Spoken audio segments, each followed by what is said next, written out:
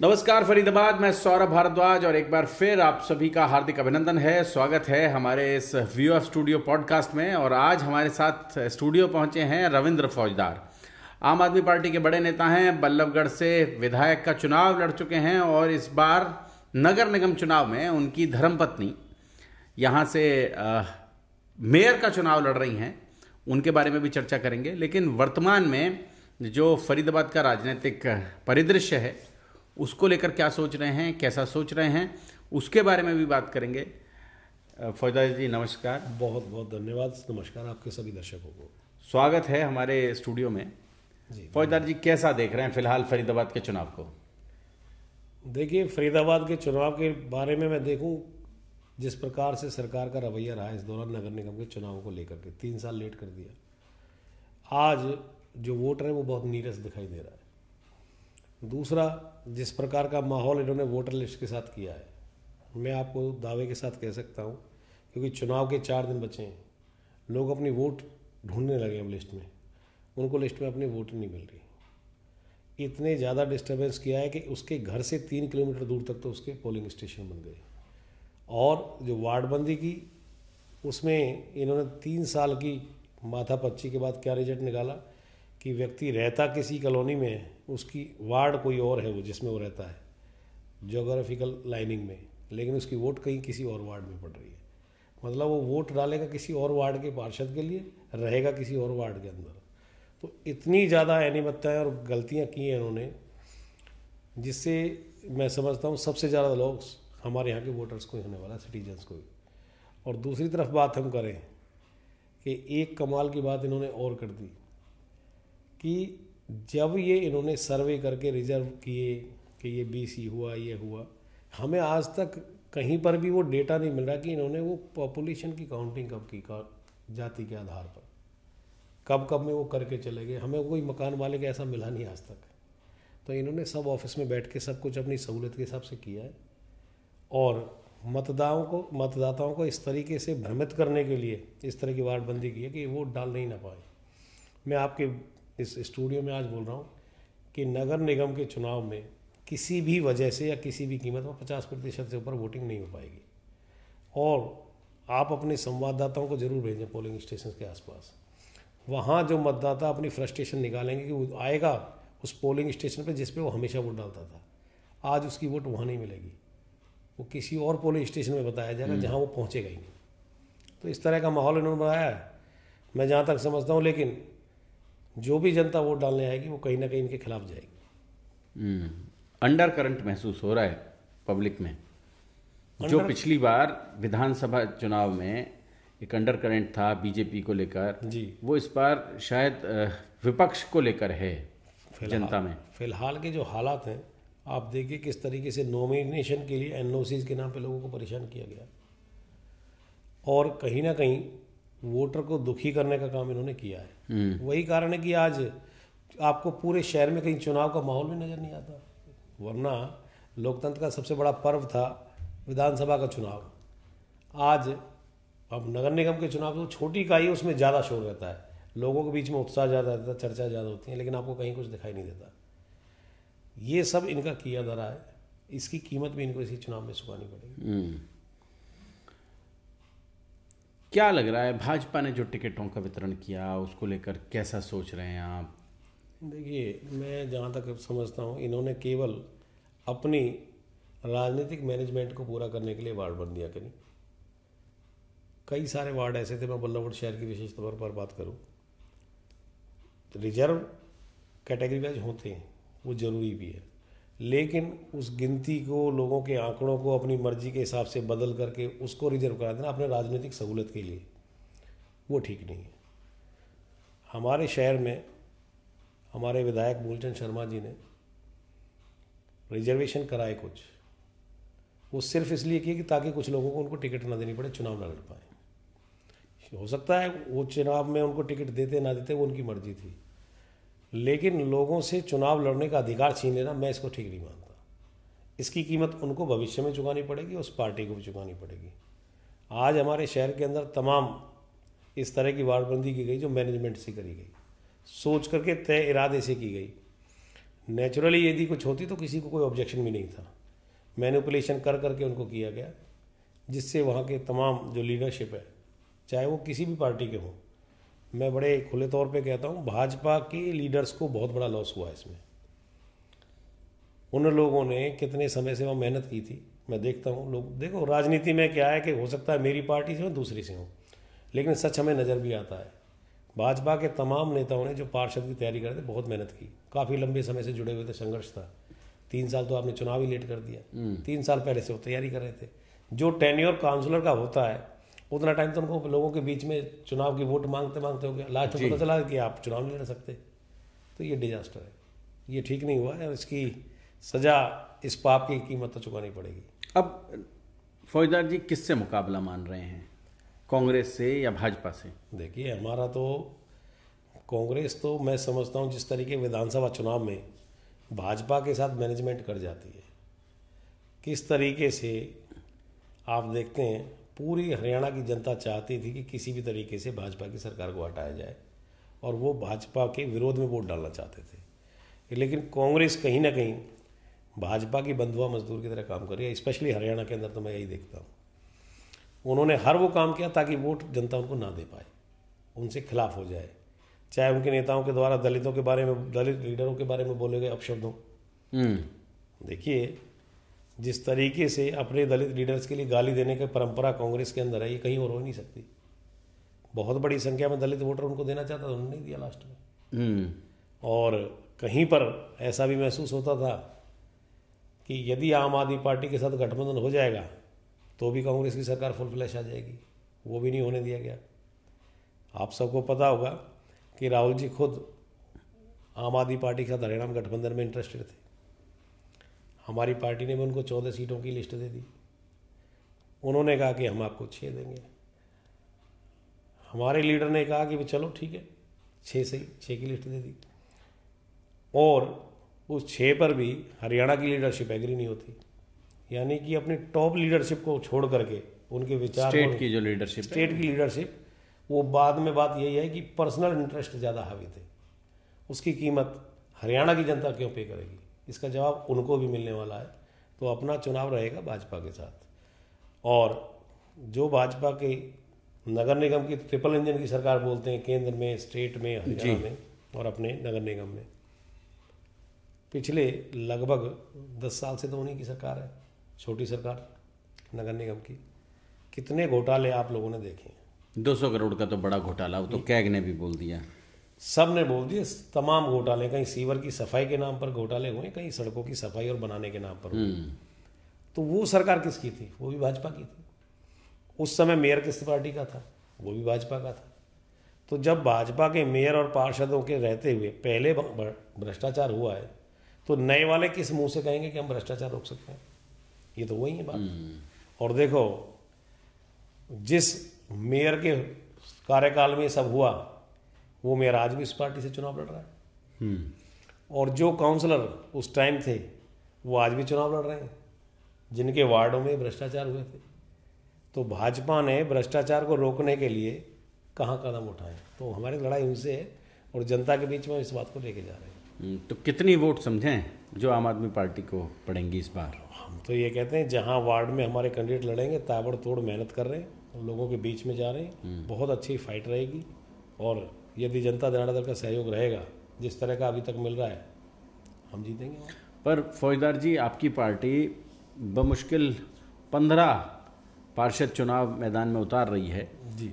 आप ये समझें कि 1/3 पार्षद, सिर्फ 1/3, तो आपको नहीं लगता है कि आम आदमी पार्टी जब इतनी विधानसभा सीटों को क्लेम कर रही थी, इतना बड़ा सिस्टम बता रही थी, तो उन्हें 46 की 46 वार्डों में तो कम से कम पार्षद उतारने चाहिए थे?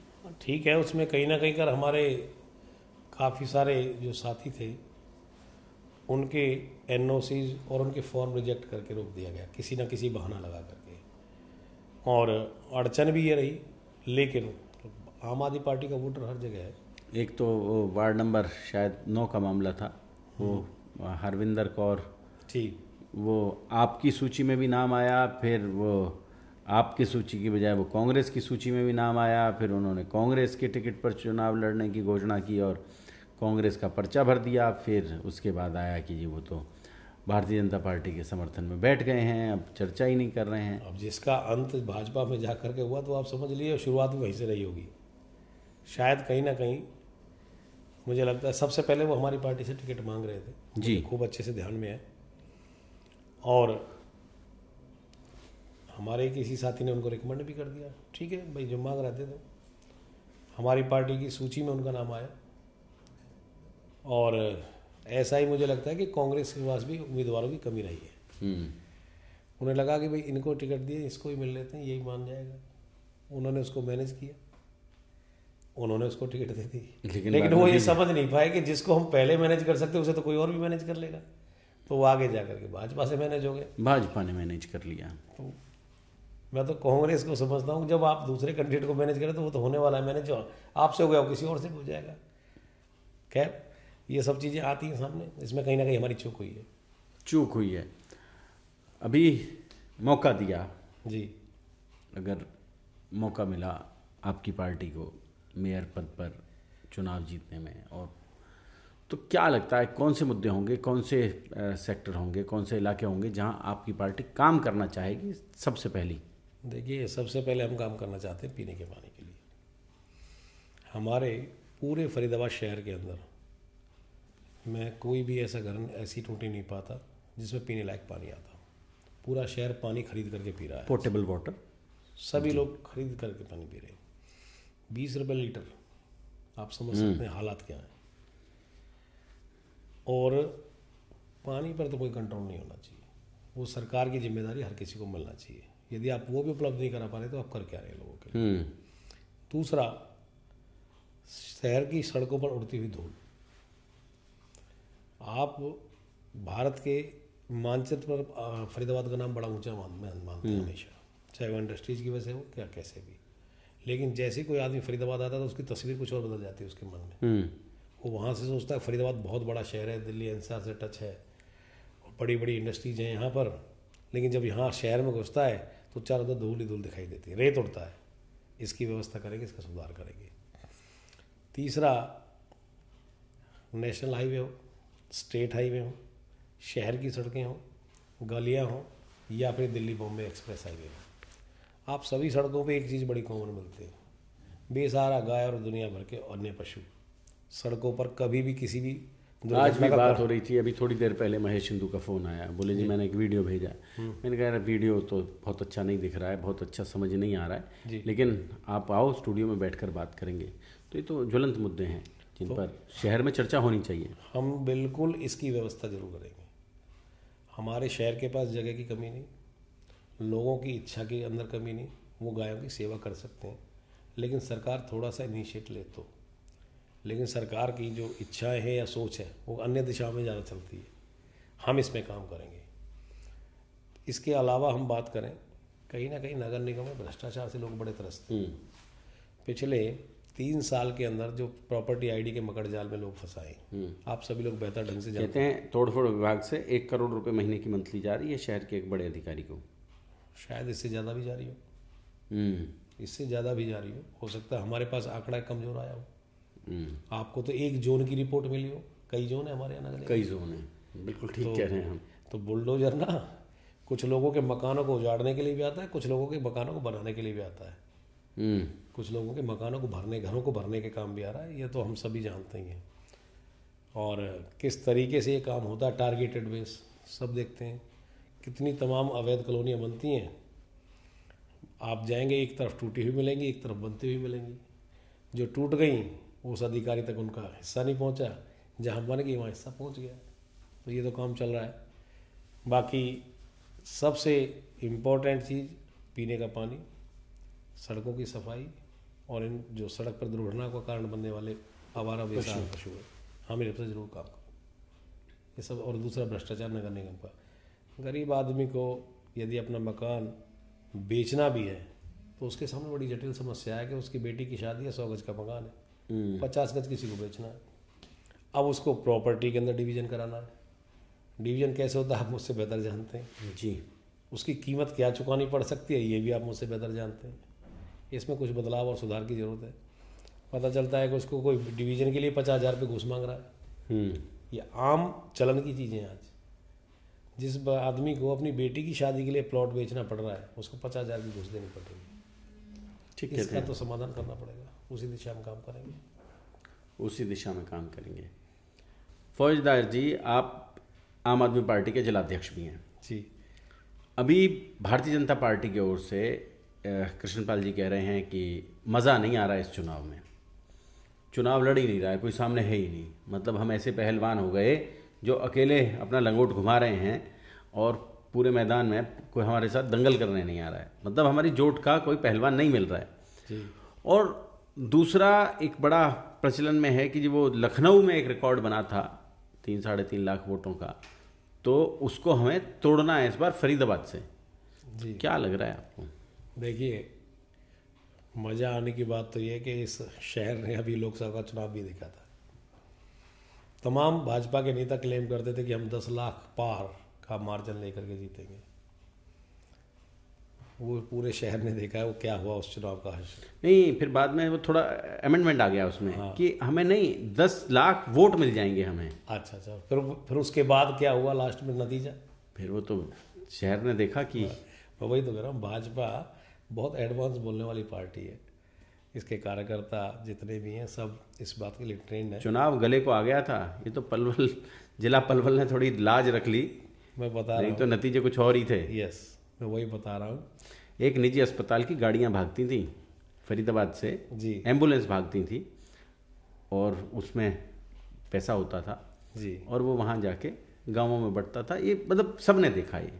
मैं आपको यही तो बता रहा हूँ, जो 10 लाख पार से जीत रहे थे वो आर पार पर आ गई बात लास्ट में। और जो 10 लाख पार को रोकने में सामने खड़ा हुआ एक 78 साल का बुजुर्ग लीडर था हमारे शहर का, जो स्वास्थ्य कारणों से बहुत ज़्यादा प्रचार भी नहीं कर पाए। गर्मियों का समय था बहुत ज़्यादा जी। मुझे जहाँ तक लगता है उस व्यक्ति ने, उस लीडर ने पूरे फरीदाबाद में बमुश्किल 50 अपनी सभाएं करी होंगी। 50 से ज़्यादा वो सभा भी नहीं कर पाए। बीच में रेस्ट भी करना पड़ा उन्हें, बीमार डॉक्टर ने मना कर दिया। तो जब 78 साल के एक बुजुर्ग ने भाजपा का ये हाल कर दिया, तो साहब ये जो 5.5 लाख का नया रिकॉर्ड है ना मेयर वाला, तो ये तो इनसे नहीं होने वाला। इनके सामने अब युवा खड़े हैं, इस बार वो समस्या भी नहीं आएगी और मौसम भी वो नहीं है। मौसम भी नहीं है और इन जो नए लोग लड़ने वाले हैं ना, इनका मिजाज भी वैसा नहीं है। ना मौसम पक्ष में है, ना मिजाज पक्ष में है और ना मतदाता उस तरह से बोल रहा है। आप देखिएगा, नतीजा आने दो, एक बार फिर आएंगे आपके बीच में और वो 5.5 लाख वाली लाइन फिर से पढ़ के हम सुनाएंगे अब क्या उसको कितना करेक्ट किया है हमने। चीज़ें बदलेंगी।